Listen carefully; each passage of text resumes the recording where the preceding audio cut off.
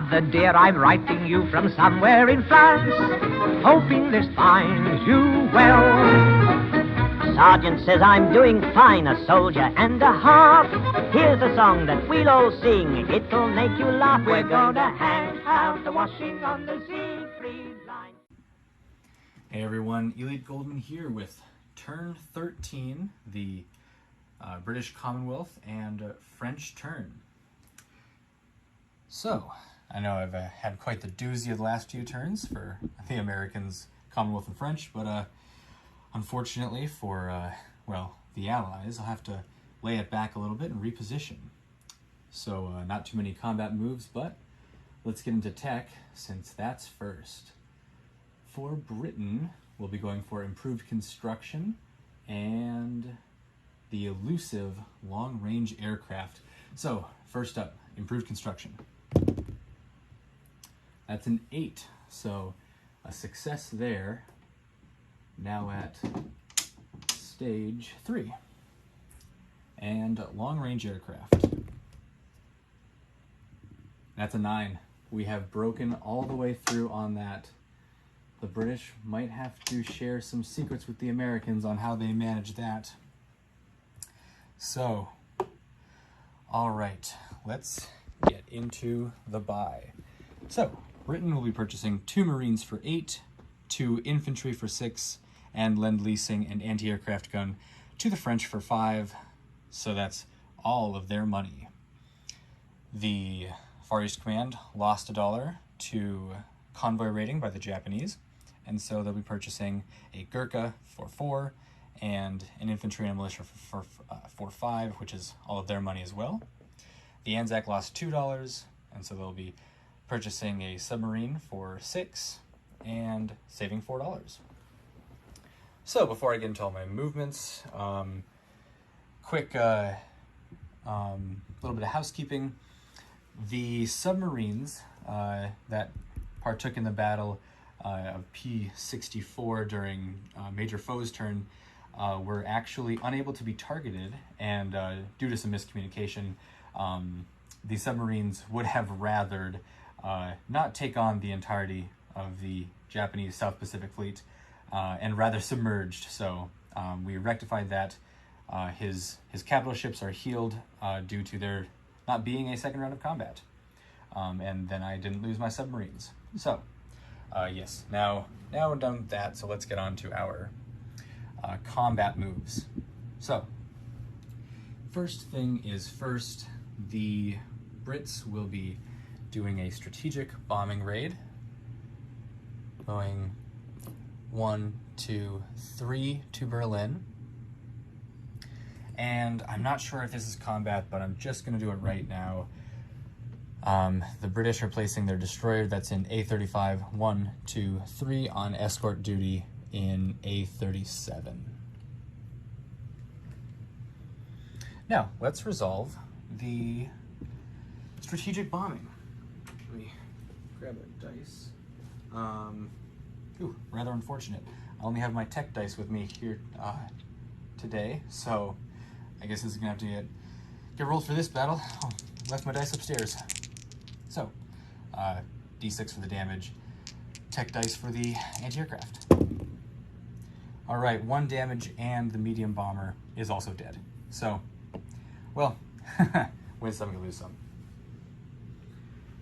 All right, 1 damage on the factory in Berlin, and the bomber does not fire. So, now on to the rest of non-combat. This British submarine in A21 that was hiding underneath the escort carrier. 1, 2, oopsies, that was almost bad. 3 to C-Zone A44. And that takes care of these arrows and these arrows. Then to finish up here in Europe, the 2 transports in the English Channel are going to grab the 4 infantry, put them in Picardy, and the 4 infantry currently in Picardy will actually let's just say the three of the actually there only is 3 infantry there. So then, so be it. 3 infantry slink down into Alsace-Lorraine. Continuing on, India will fly its planes back home.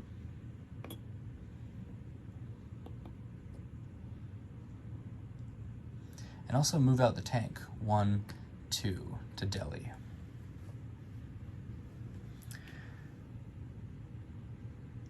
Additionally, let's see here. Yeah, 2 of these infantry will move into Bengal. I'm gonna place an infantry back since I purchased one, so I won't unchip and rechip that.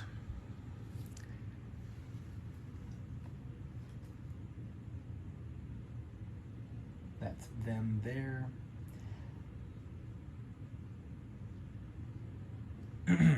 And I don't believe, well actually, so here's what we'll also do. This infantry will head down to Maharashtra. That was their last turn. And now I'm just moving on to the Anzac, so here, you can look at the Anzac too.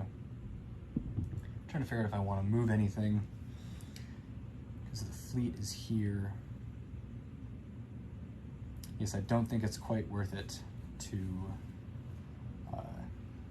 and well, obviously I won't be engaging that, but I'll move all the subs down here collectively to P72. 1, 2, 3, 4. I don't think this seaplane could make it, so perhaps we'll go to P71, just because, and I'll check real quick.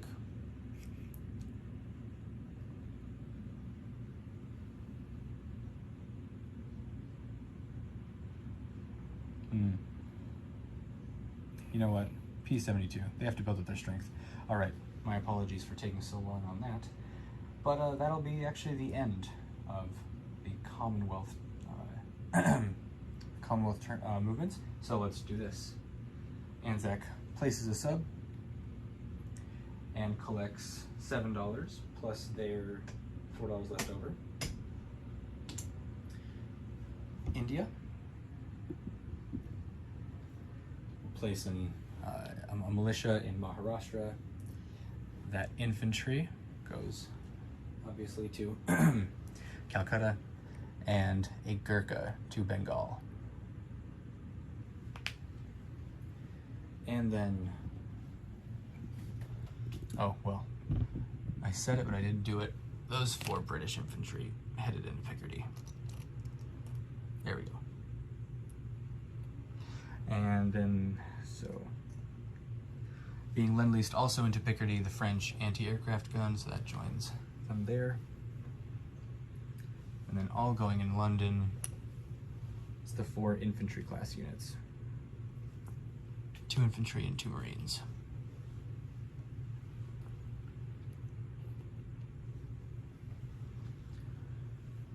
All right, that's the Brits' turns. Well, I suppose the Raj collects 10 and the Brits collect 18. And now for France. So France will be trying to finish up their advanced mechanized technology. 5, no dice there, so +1 to that. And their purchase, saving $1. They'll be getting 3 militia for 6, and for 7 an infantry and artillery.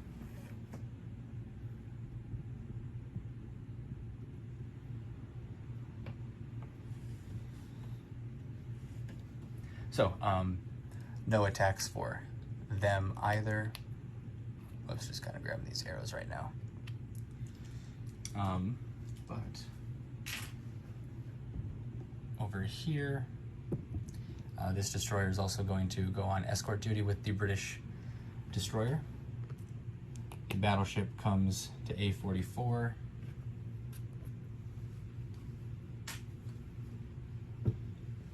In Tunisia, the 2 French Foreign Legion head up to northern Algeria.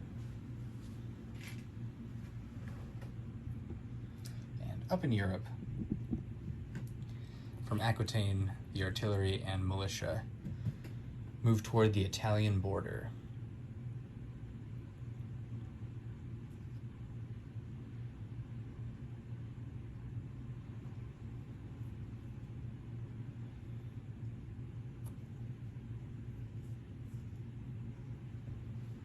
Yes, that looks pretty good to me. So, placement of units. For the victory objective, the Free French Foreign Legion will also go into North Africa. The infantry and artillery to Paris. Knocking a few things over here.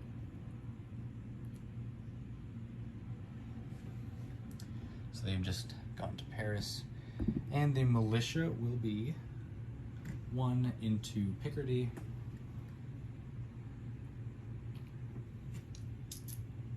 1 into southern France, and 1 into Alsace-Lorraine.